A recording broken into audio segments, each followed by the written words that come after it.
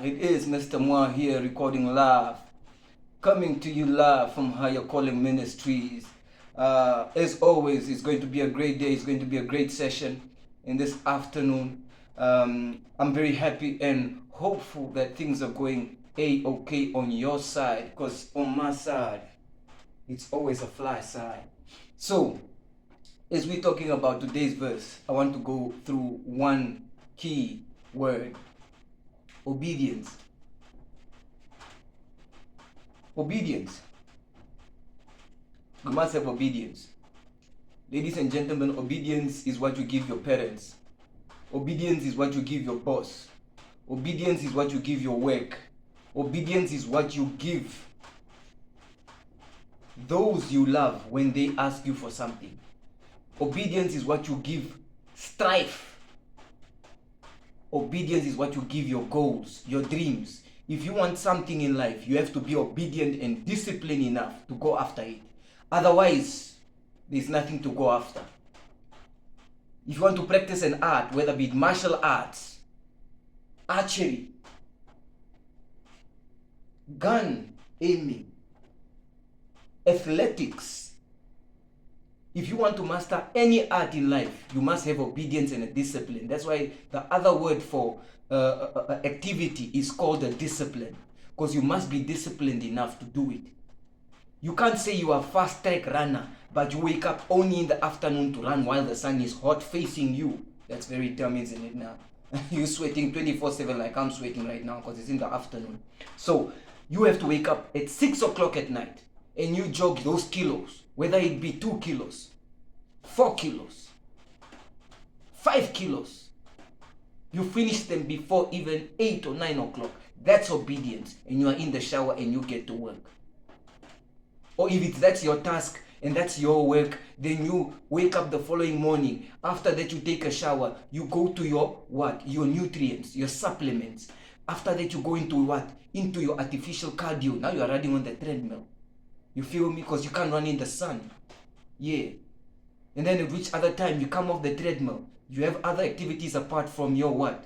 From your career, which is health or which is sports. Yeah, a sports career. Thank you. So you need obedience. Even in the workshop, you need obedience. If you are waking up every other day late to come to the workshop to pick and fix the car you are going to fix, you are going to start having a line of customers complaining. You can't be having 80 cars. No, let me be realistic, not 80 cars. You can't be having 10 cars, and in these 10 cars, not even one has been removed a bearing. Not even one has been removed a CV joint. Not even one has been removed the gearbox that has to be removed. Not even one has been done, even just a simple service that will take 2 hours to complete. You will have a long line of problems, my friend. Obedience is what we are going to read about today. Now, with all of this obedience, let me even make another example. If you are an executive, a career executive, if you come to work late, and you're not even the CEO who has to come in at 10, but sometimes he comes in already, let me tell you, people see the CEO physically only at 10 o'clock. That guy woke up already at 5.20 minutes, or even 3 o'clock, he woke up already.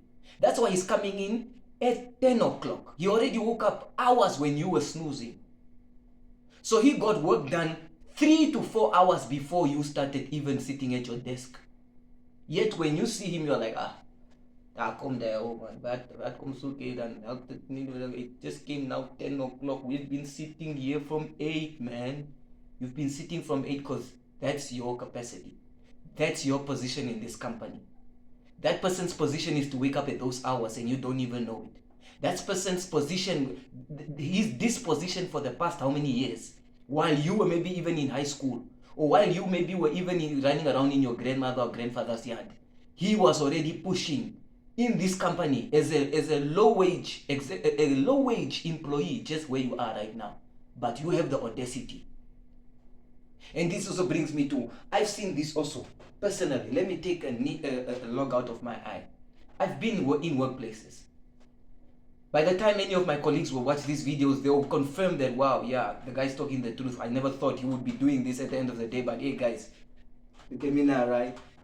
You never know where the future might take you, and you never know where God wants you to be.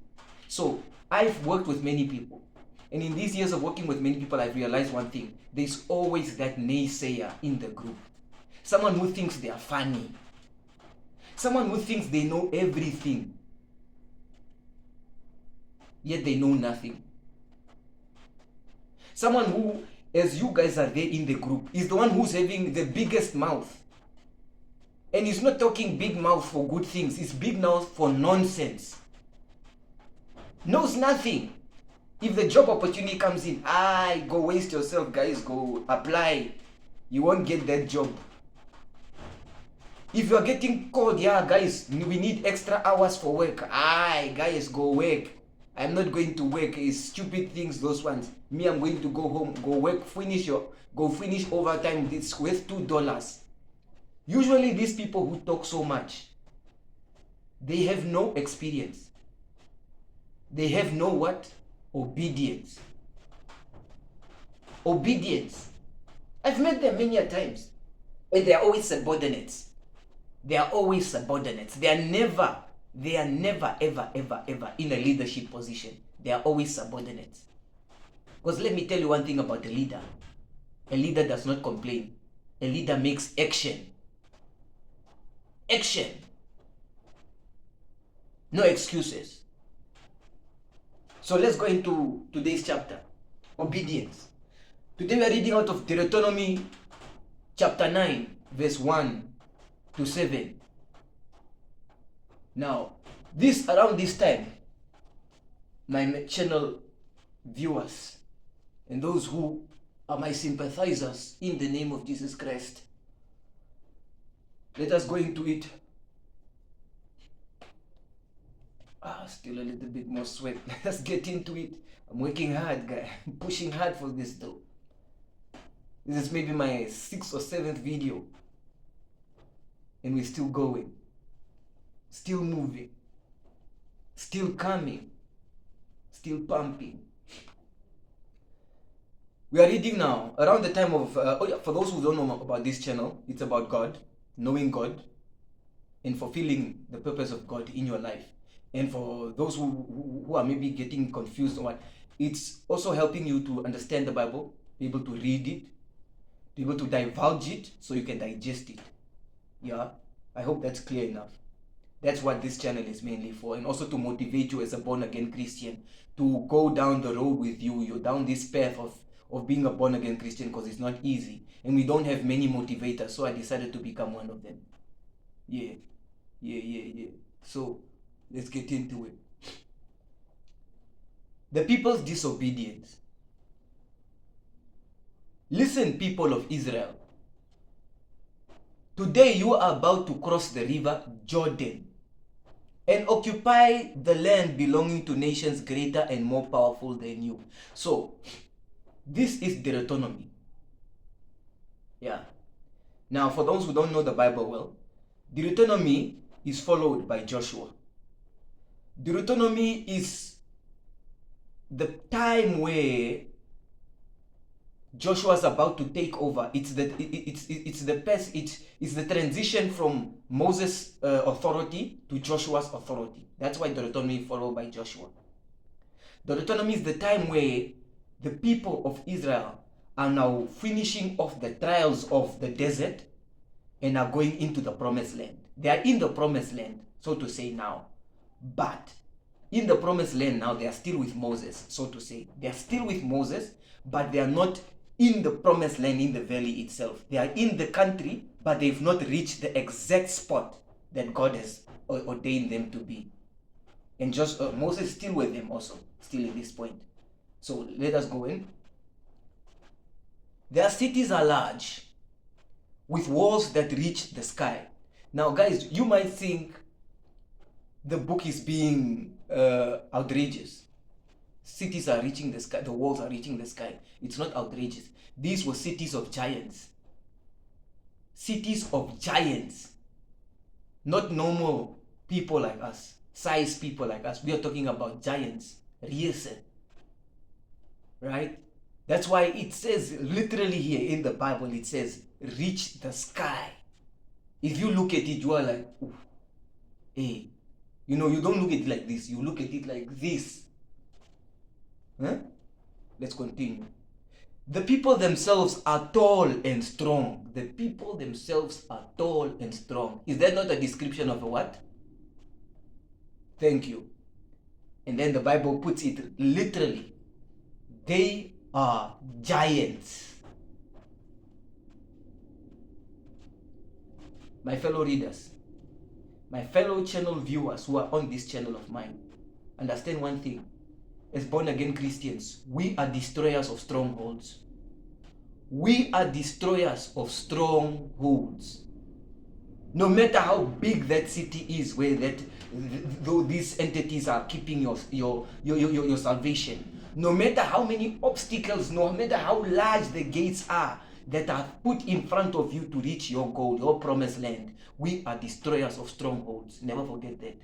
Every time you pray, put it in your mind that I am a destroyer of evil strongholds. I am an ender of evil worlds. I'm a planet destroyer of evil worlds. If there is a world that is evil and it exists, it is mine to digest. You must tell yourself that. And you have heard it said that no one can stand against them. So even before this, you know, this puts us to this point where I want to explain also a little bit. I want to go a little bit deep. If you don't mind me, I want to go a little bit deep here. We all know humans like gossiping, right? If your neighbor buys a Benz, four people down the street will know about that Benz. They'll even know what type of Benz it is. Even if that Benz was bought, even if that Benz came in yesterday late at night, someone saw that Benz as a neighbor, and they saw it and they told the next neighbor, the other next neighbor told them. By morning, four people down the road, down the street, they know about that Benz. And why do you think they know about that Benz? They know about that Benz because humans talk. So the same thing is going on here. People were talking about these giants. They've been talking about these giants, and that these giants are the ones who are active, and nobody can stand against them. Nobody at all. And as nobody can stand against these giants, it has gone into the land. It has spread fear. It has spread confusion to the point that nobody, just the same way, remember, as David, and this is way before. This is way before things started to happen. Before kings, before judges, this is what was happening. So, if you look at David and Goliath, who wanted to stand against Goliath?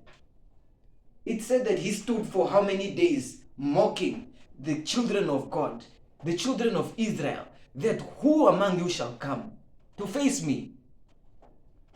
To face me. Nobody wanted. The same thing with this. So it was even already happening before David. Even before David, it was happening. Let's get into it. But now you will see for yourselves that the Lord your God will go ahead of you like a raging fire, and he will defeat them as you advance.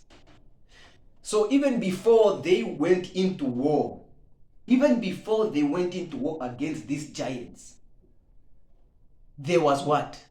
The fire of God was already burning. The same fire, if you read before the other chapters, before we come to chapter 9, there are also other chapters that describe that God was a fire at night. And I forgot the other, I don't want to quote wrongly. But at night he was a fire. At day he was a cloud, protecting his people from the sun. And at night he was a fire leading their way.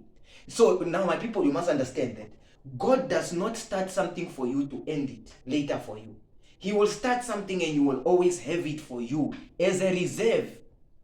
It shall not be put away. It is reserved, but it's still in action. It's just you do not realize it.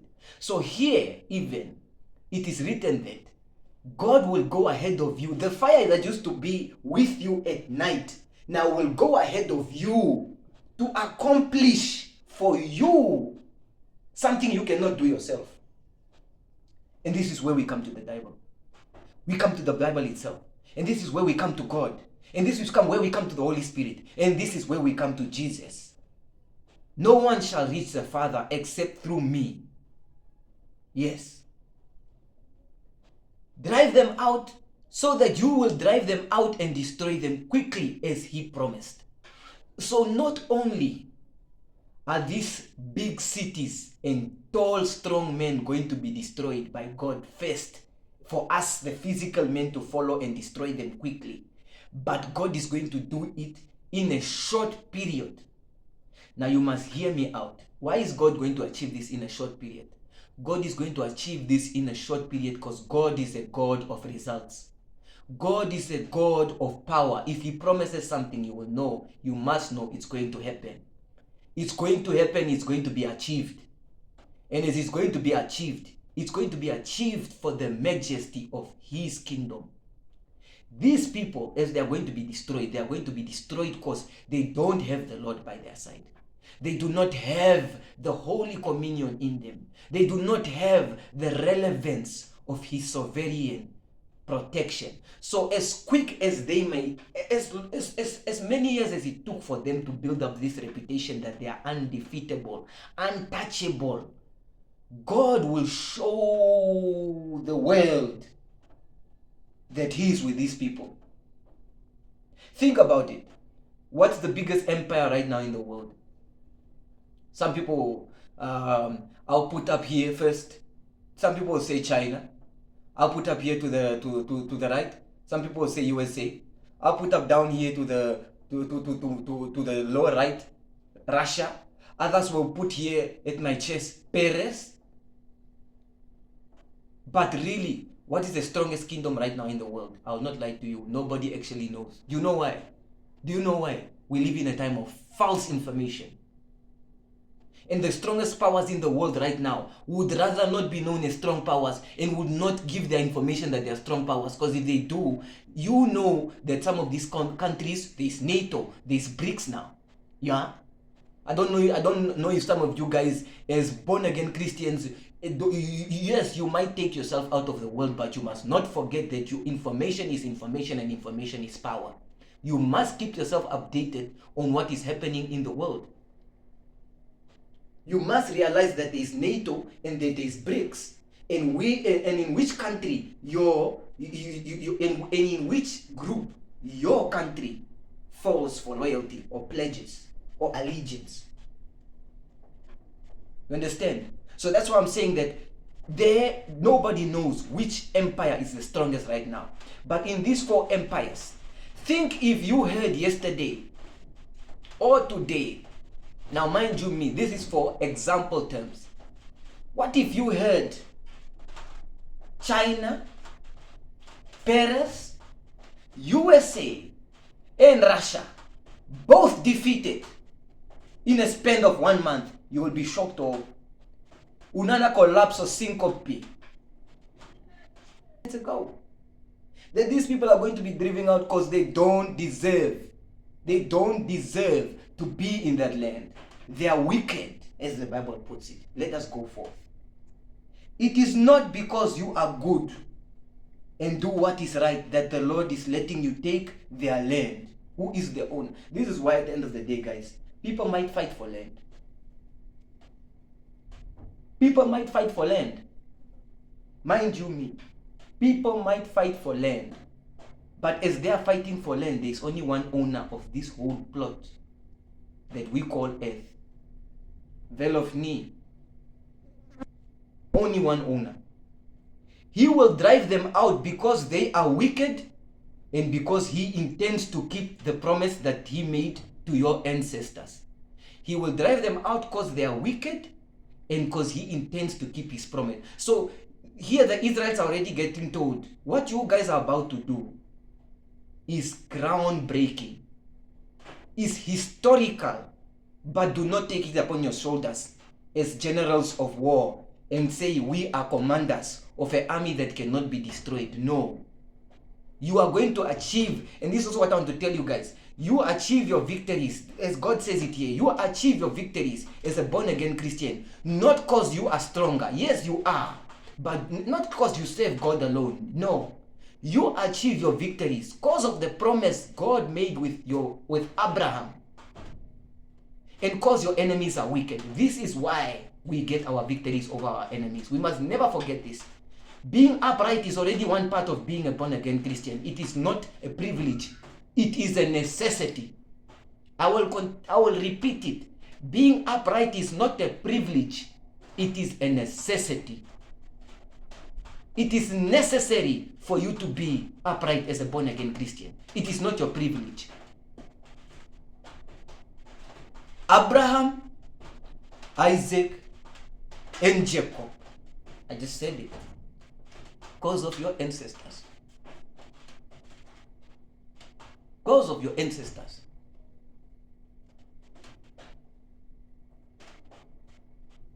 So, let us continue. You can be sure that the Lord is not giving you this fertile land because you deserve it. And then it even gives it in good, nice detail. You can be certain. No. You are a stubborn people. Because do you they're getting told now here that you guys have iniquities that have to get out of you. Yeah. Never forget. This is chapter 7 and verse 7, excuse me. Never forget how you made the Lord your God angry in the desert. From the day that you left Egypt until the day you arrived here, you have rebelled against him. So my people, it ends there. It ends there, and it gives us a nice detail of actually what we must take out of this verse, and I'll make it very short. I like recapping short now, because as you know, when I recap short, it makes it easier for most people to understand rather than complicating it. Sometimes fewer words are better than many words. The spirit of rebellion must leave us, guys. The spirit of rebellion must leave us in order for God to assist us, in order for God to break through the strongholds he wants to break through for us. To break the chains of bondage that we want God to break for us. To break those yokes of spiritual bondage and spiritual wickedness that are facing us, and spirits that are against us. We fight not against flesh, but against powers and principalities in high places. We need to be obedient. So this is my word to you. This is yours truly, Mr. Moa, coming in from Higher Calling Ministry. I don't need talk and you go now, feeling good.